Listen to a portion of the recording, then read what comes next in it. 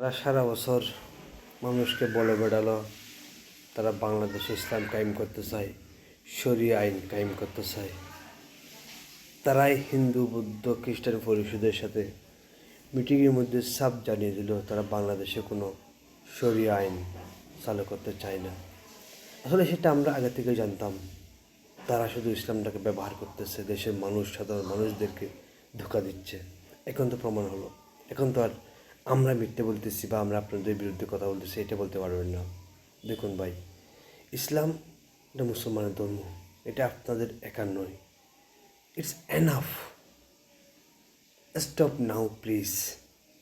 আমার ইসলামটাকে আর ব্যবহার করবেন না। বুট ছাওয়ার জন্য আরও অনেক তরিকা আছে। আপনারা বলতে পারেন, মানুষকে আশা আশা আশা দেখাতে পারেন যে আমরা আসলে এটা করবো ওটা করবো। জানি আপনাদের সব আশা মিথ্যে আশা। আপনার কাউকে কোনো জনগণকে সত্যি কোনো আশা দেখাতে পারবেন না, বাস্তব কোনো আশা দেখাতে পারবেন না। মিথ্যা হলেও বলেন যে আমরা আসলে এটা করবো ওটা করবো ওটা করবো, কিন্তু প্লিজ আমার ধর্মটাকে আর ব্যবহার করবেন না, আমার ইসলামটাকে আর ব্যবহার করবেন না। দুদিন আগে দেখলাম টকশোতে একটা জামাতের মুহুরের নেত্রী বলল শরিয়া আইন নাকি আসমান থেকে আসে নাই। শরিয়া আইন কি আপনার বাবার বানানো আইন?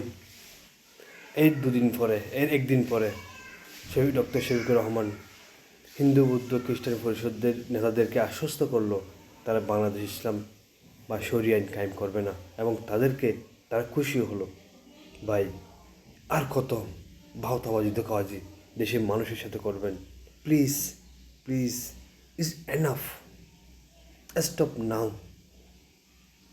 ধর্ম, ইসলাম ধর্ম আপনার বাপ দাদার সম্পত্তি নয় যে আপনি যেমন ইচ্ছে তেমন নাচাবেন। Please please, stop stop.